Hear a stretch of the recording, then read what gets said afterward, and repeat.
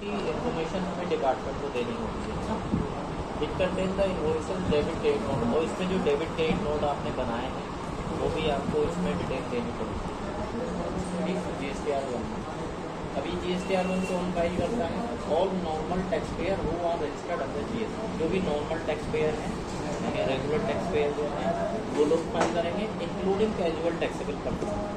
Casual taxable person भी यही file करता है, और नॉर्मल जो रेगुलर वाले होते हैं रेगुलर टैक्स पेयर वो भी ये GSTR1 फाइल करेंगे। देखो रिटर्न होती क्या है, रिटर्न एक ऐसा डेटा है जो आपने किया उसकी इन्फॉर्मेशन आपको डिपार्टमेंट में देनी होगी। आपने कोई सेल की, आपने कोई परचेज की, आपने कोई टैक्स जमा किया, ये सारी इन्फॉर्मेशन आपसे डिपार्टमेंट चाहता है कि आप उसको दो, है ना। तो ये जो इन्फॉर्मेशन उसको देने का जरिया ऐसा नहीं कि कोई मेल के थ्रू हम भेज देंगे, उस डेटा को एक फॉर्मेट में कंपाइल करके हमें भेजना होता है। तो ये फॉर्मेट होते हैं उसके अलग अलग, ठीक है। तो GSTR1 का क्या काम है, जो आपने सेल करते हैं, आप डेबिट क्रेडिट नोट बनाते हैं सेल के अगेंस्ट, वो सारी की सारी डिटेल आपको GSTR1 में देनी होती है। वो घर पे आप सबमिट कर देंगे और वो इन्फॉर्मेशन आपकी डिपार्टमेंट में चली जाएगी, ठीक है। ये कैजुअल टैक्स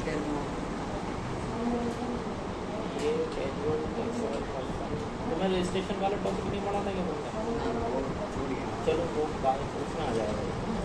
अब एक तरह का मतलब रजिस्ट्रेशन देना होता है कैजुअल टैक्सेबल पर्सन को, ठीक है। टेम्परेरी रजिस्ट्रेशन होता है 90 डेज़ का, 90 दिन के लिए लेते हैं, उसके बाद वो ख़त्म हो जाता है registration.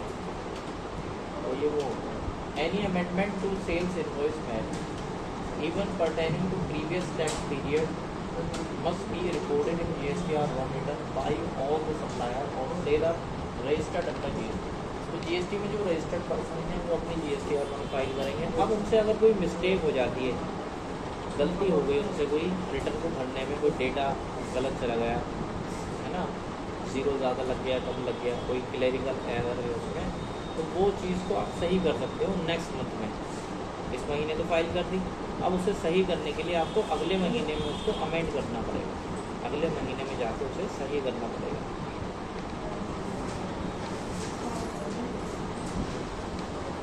The file frequency of GSTR1 is currently export. तो यहाँ पर क्या है, यहाँ पर ये दो तरह से रिटर्न को GSTR1 से फाइल किया जाता है। एक तो मंथली फाइल किया जाएगा हर महीने, और ये होगा क्वार्टरली, 3 महीने में एक बार, है ना। अब जो हर महीने फाइल करते हैं उनके लिए जो लास्ट डेट होती है वो होती है 11 तारीख हर महीने, यानी महीना ख़त्म हुआ, जैसे ये अप्रैल चल रहा है, अप्रैल ख़त्म होगा तो 11 मई तक हमें ये फाइल करनी होगी, ठीक है।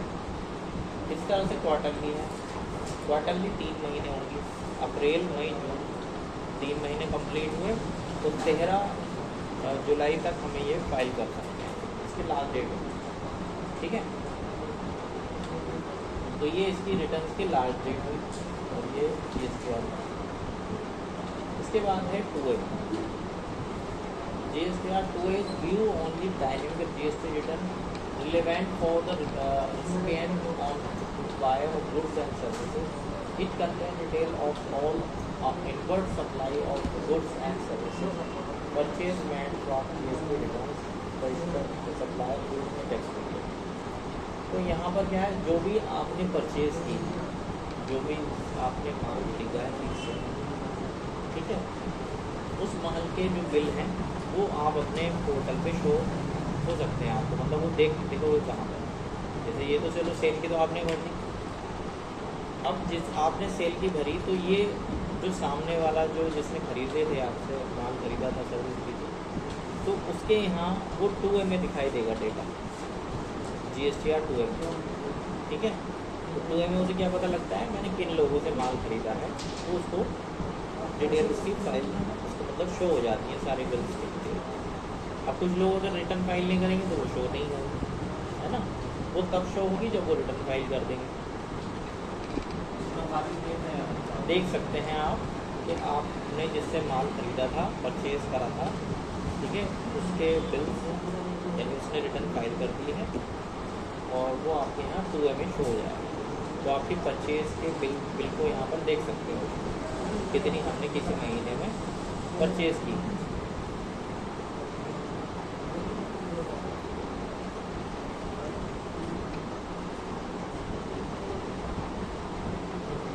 बाद 2B है.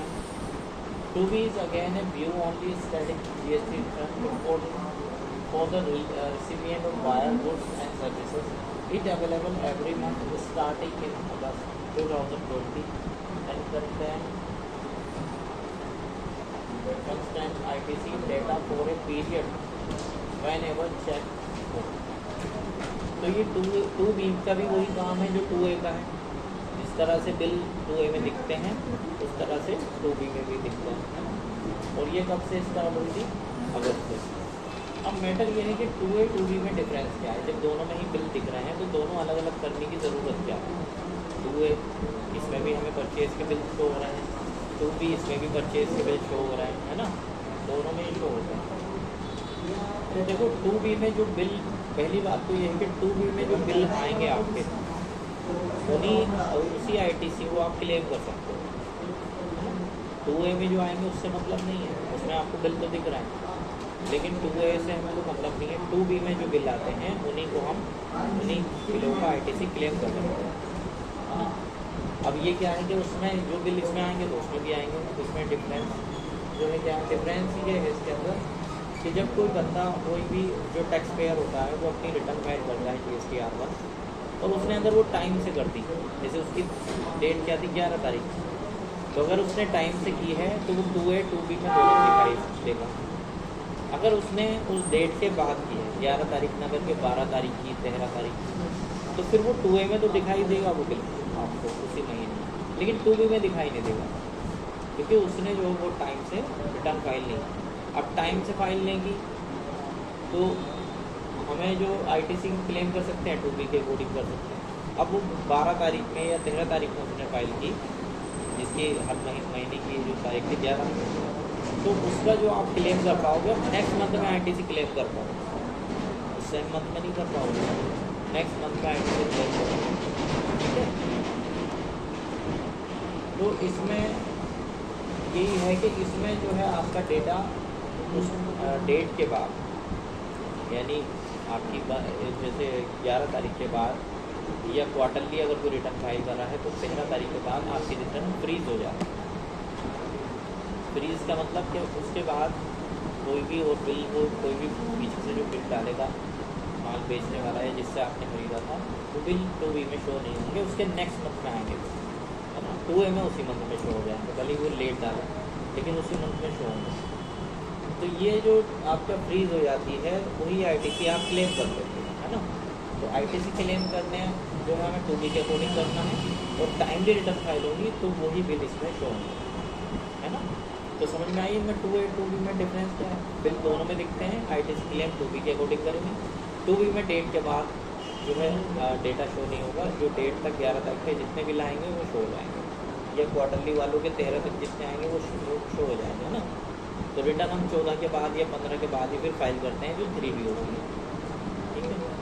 तो इसका हम वेट करते हैं कि ये सारे बिल आ जाएँ उसके, और उसको आने के बाद उसको क्लेम करें.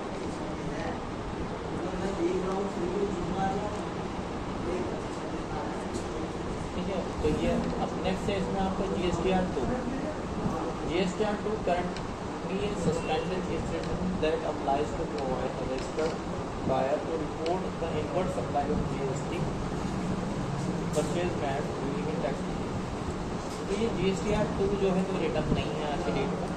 ये गवर्नमेंट की तरफ से सस्पेंड कर दी गई, ख़त्म कर दी गई थी, पहले थी. तो GSTR2 return add to auto populated from the 2A unlike 2A.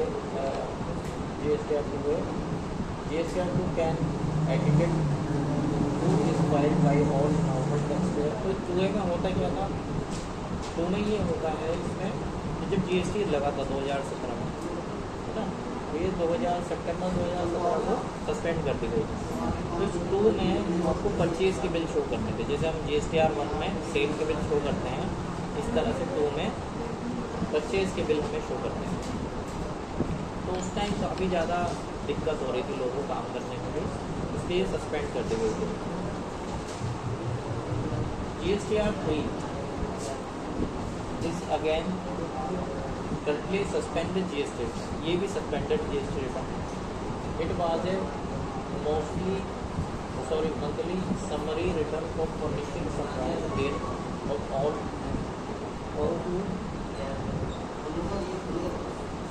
outward supply net, inward supply received, and input tax credit claim along with detail of tax liability and tax paid.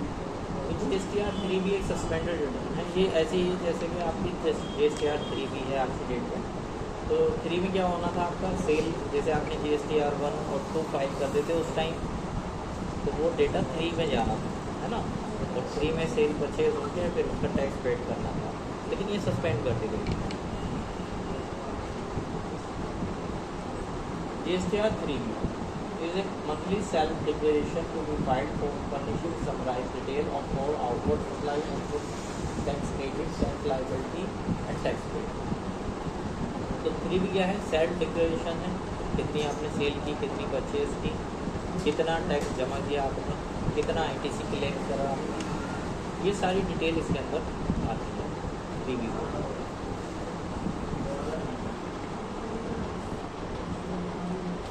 GSTR 3 is to be all normal taxpayer under the GST sales input tax credit must be reconciled with GSTR 1 to be every tax period before filing GSTR 3. GST reconciliation is crucial to identify mismatches in data that may lead to GST notices in future or suspension of GST registration as well.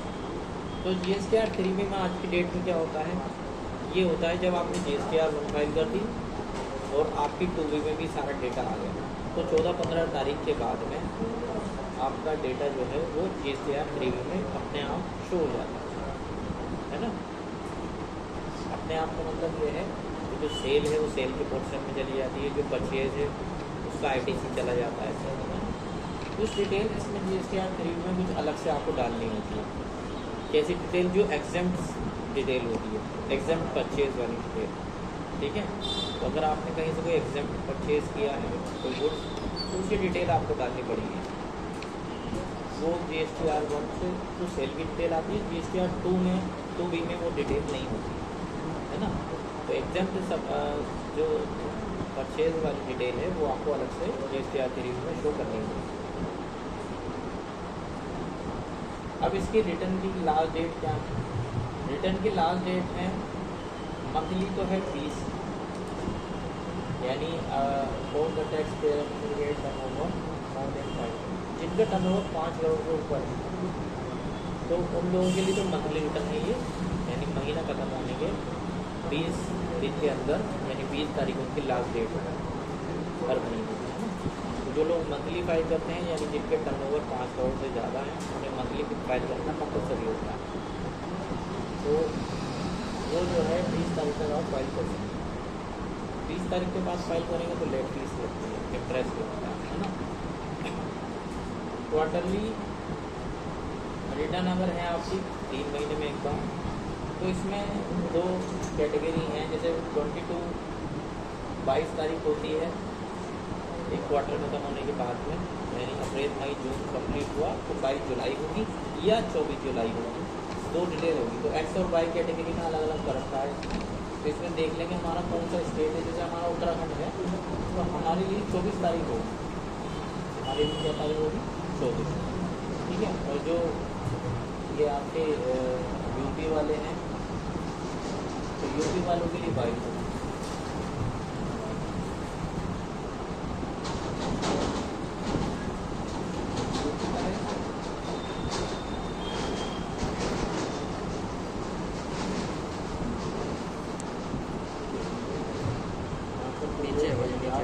अच्छा, ये इसके लिए UP के लिए भी 24 है, ऊपर वालों के लिए है ना, चंडीगढ़ और ये मध्य प्रदेश सबके लिए 22 तारीख है, वायु वालों के लिए 24 तारीख है ना। तो हमारे लिए उत्तराखंड में जो है 24 तारीख की होती है क्वार्टर में, ठीक है। इसके बाद जो है GSTR 4। GSTR 4 is the annual return that was to be filed by the completion taxable person under GST by 13 April of the year following the relevant financial year। तो देखो GSTR फोर जो है एक कंपोजिशन जो scheme लेते हैं उनके लिए एनुअल रिटर्न है, साल भर में एक बार भरी जाने वाली रिटर्न है ना। तो इस एनुअल रिटर्न की जो लास्ट डेट होगी वो 30 अप्रैल होती है, यानी पूरा साल खत्म हो जाएगा, उसके बाद 30 अप्रैल उसकी लास्ट डेट होगी।